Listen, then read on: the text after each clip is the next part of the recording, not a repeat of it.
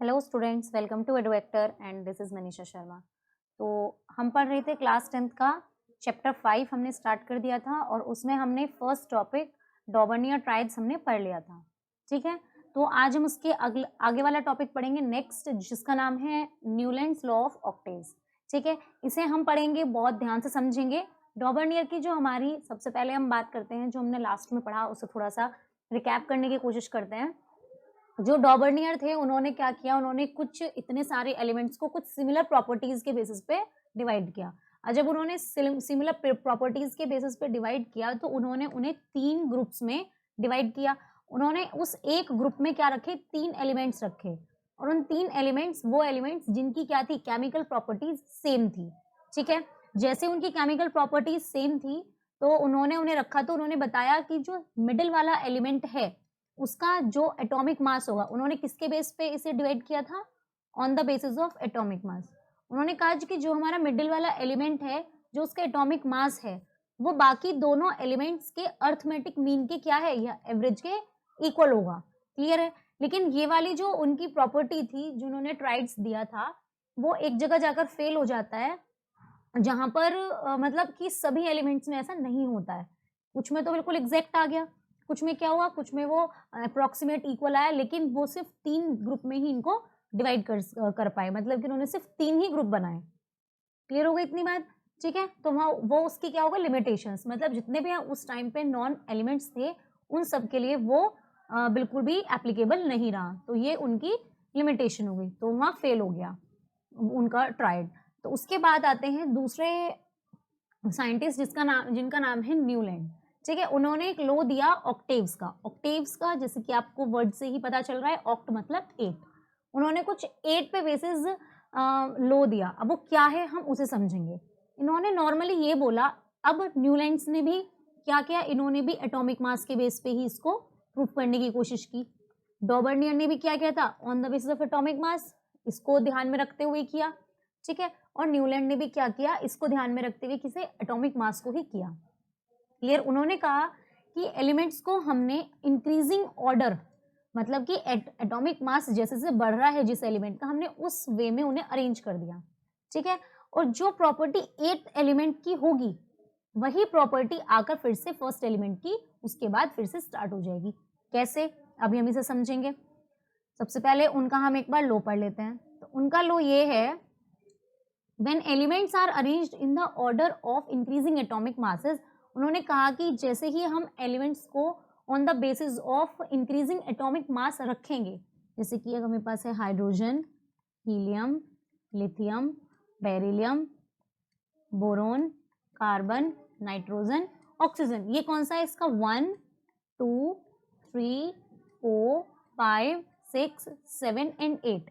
तो उन्होंने कहा कि जो ये 8th एलिमेंट है उसके बाद वापस से ही फर्स्ट एलिमेंट से क्या हो जाएगी, रिपीटिशन स्टार्ट हो जाएगा। मीन्स टू से ऑक्सीजन के बाद आता है फ्लोरीन। ठीक है, उन्होंने क्या लिया, फ्लोरीन लिया। अब उसके बाद हीलियम को नियोन लिया, फिर उसके बाद फिर से क्या लेते हैं वो, sodium, potassium, aluminium, silicon, phosphorus, sulphur. फिर 8 एटम तक, मतलब 8 कंप्लीट हुए। फिर उसके बाद उन्होंने क्या किया, दोबारा से वो स्टार्ट किया, क्या, क्लोरीन, आर्गन, मतलब इस टाइप से। उनका कहने का मतलब ये था कि जो हम एलिमेंट्स को अरेंज करते हैं एटॉमिक मासेस के बेसिस पर इंक्रीज करके, ठीक है, तो जो प्रॉपर्टी है 8th एलिमेंट की, 8th एलिमेंट की, अगर हम फर्स्ट एलिमेंट से स्टार्ट किए कि फर्स्ट सेकंड, हम यहाँ से स्टार्ट करते हैं 1, इसके बाद इसका 8th एलिमेंट क्या है, ये आएगा 8th एलिमेंट। ठीक है, 1 2 3 4 5 6 7 और 8, जो 8th एलिमेंट की जो प्रॉपर्टी होगी वो क्या होगी, बिल्कुल सेम होगी। मतलब उसकी, या तो आप ऐसे कह सकते हैं कि 8th एलिमेंट के बाद से प्रॉपर्टीज फिर से क्या होने लगेगा, रिपीटेशन स्टार्ट होने लगेगा। ठीक है, उन्होंने ये वाली बात बोली। क्लियर है, आगे आपको बात समझ में। तो उनका मतलब ये था कि जो रिपीटिशन ये हो रहा था, न्यूलैंड ने क्या किया, ने डिवाइड कर दिया एलिमेंट्स को हॉरिजॉन्टल रोज में। इस तरीके से उन्होंने इस तरीके से डिवाइड किया और इन्होंने क्या किया, हॉरिजॉन्टल रो में एक तरीके से 7 एलिमेंट्स डाले, सच ईच एज शोन बिलो। क्योंकि देखो इन्होंने क्या किया, जो हमने ये हाइड्रोजन, ये जो हमने हीलियम, नियॉन, आर्गन, जो हमने गैसेस लिए हैं, उस टाइम पे क्या था कि उस टाइम पे नोबल गैसेस, इनर्ट गैसेस नहीं जानता था कोई भी, तो उन्होंने इसके बेसिस पे से किया। क्लियर है इतनी बात। 1 3 4 5 6 7 8 और 8 के बाद आने के बाद ये हो गया, उसके बाद 9 फिर 10, वो तो जो सेकेंड वाली इनर्ट गैस वाली थी वो तो क्या हुई, वो तो उस टाइम पे बिल्कुल किसी को पता ही नहीं थी, ड्राइव ही नहीं हुई थी। फिर उसके बाद वो 9 10 हो गया, 11 12। क्लियर है? तो उनके हिसाब से क्या हुआ, जो 8th एलिमेंट है, मतलब एक रो में 7 एलिमेंट्स रखे, 1 2, अगर हम उस बेसिस पे देखें तो 1 2 3 4 5 6 7 और वापस कौन सा हो गया, 8th एलिमेंट। तो जो 8th एलिमेंट है वो सेम प्रॉपर्टी दिखाएगा जो कि फर्स्ट एलिमेंट की थी। अब आप चाहें तो यहाँ से लिख सकते हैं, यहाँ से देखो 1 2 3 4 5 6 7 8, तो जो 8th एलिमेंट है वो कैसी प्रॉपर्टी दिखाएगा, सिमिलर टू फर्स्ट एलिमेंट। कोई सा भी ले सकते हैं आप इसी को ले लो, 1 2 3 4 5 6 7 8, तो 8th एलिमेंट क्या हो रहा है, वो सिमिलर प्रॉपर्टी दिखा रहा है। जैसे कि इन्होंने 8 को जैसे डॉबर्नियर ने क्या किया था कि ट्राइड को रखा था 3, तो इन्होंने ऐसे ही ऑक्टेव रखा है इसका नाम। क्लियर आ गई बात? तो क्या है, क्लासिफिकेशन है जो कि ऑक्टेव ने दी थी। आगे ऑक्टेव का लो समझ में। तो इन्होंने इस तरीके से इनफैक्ट इन्होंने जो क्या किया, जो मेन थे इनकी, ये 3 एलिमेंट्स मेन थे, लिथियम सोडियम पोटेशियम।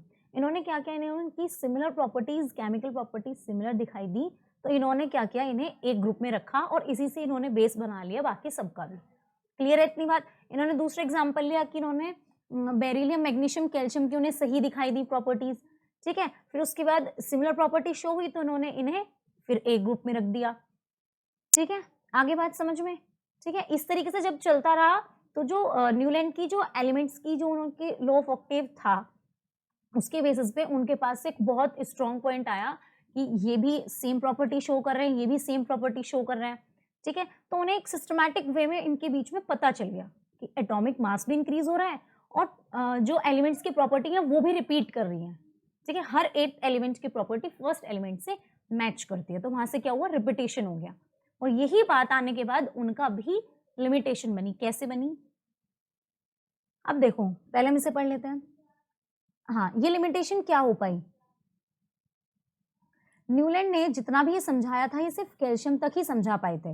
ये तो पहले हम इनका वो पढ़ रहे हैं, बाद में पढ़ेंगे हम जो भी इनकी मतलब लिमिटेशन, वैसे लिमिटेशन ही है कि न्यूलैंड ने जितना भी क्लासिफाई किया था एलिमेंट्स को, वो कहाँ तक, सिर्फ और सिर्फ कैल्शियम तक ही वो क्या कर पाए, क्लासिफाई कर पाए।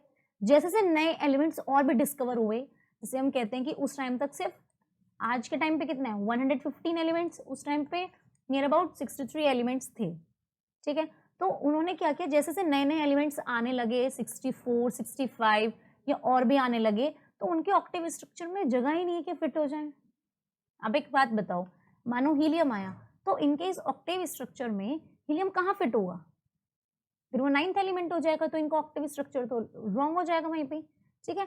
तो इसीलिए ये यहाँ पर भी आकर फेल हो गई, ठीक है। As more and more new elements were discovered, जैसे जैसे नए नए एलिमेंट डिस्कवर्ड होते गए, they could not be fitted into the octave structure, उन्होंने ऐसा कुछ अपने ना तो जगह छोड़ी है कि वो ऑक्टेव स्ट्रक्चर में आगे चल के फिट हो जाएं। क्लियर है इतनी बात, ठीक है। Newland classification of elements based on his law of octaves however give a very important conclusion. वो क्या देते हैं कि एक सिस्टमेटिक रिलेशनशिप उन्हें मिली है, किसके बेसिस पे, एटॉमिक मास और बार बार जो रिपीट हो रहा है, ये सब मैं आपको बता चुकी हूँ, ठीक है। अब उसके बाद आती हैं उनकी थोड़ी सी लिमिटेशंस, जो कि बहुत, एक लिमिटेशन तो मैंने बता दी कि उन्होंने सिर्फ कहाँ तक बताया, कैल्शियम तक। दूसरी बात, कैल्शियम के बाद जितना भी 8th एलिमेंट था वो सिमिलर प्रॉपर्टी दिखा ही नहीं रहा था फर्स्ट एलिमेंट जैसी, उसने बिल्कुल शो कर ही नहीं रहा था वो, तो यहाँ पर तो खत्म हो गया कि उन्होंने कहा कि जिनके एटॉमिक मासेस कम है या जिन मतलब एटॉमिक मासेस जिनके कम है सिर्फ वहीं तक दिखा सकता है। क्लियर, मीन्स टू से लाइटर एलिमेंट्स तक ही दिखा सकता है, ठीक है। अब उसके बाद हम आते हैं, Newland assume that only 56 elements existed in nature. उन्होंने एज्यूम किया कि सिर्फ 56 एलिमेंट है और हम 8 के चक्कर में इसे रखेंगे तो सारे हमारे 56 के 56 क्या हो जाएंगे, एग्जिस्ट हो जाएंगे। कि उन्होंने सोचा कि आगे फ्यूचर में कोई भी एलिमेंट डिस्कवर होगा ही नहीं, वो इतने ओवर कॉन्फिडेंट थे कि उन्होंने सोचा कि आगे चल के फ्यूचर में कोई एलिमेंट डिस्कवर नहीं होगा और जो उन्होंने पीरियोडिक टेबल दी वही बेस्ट है।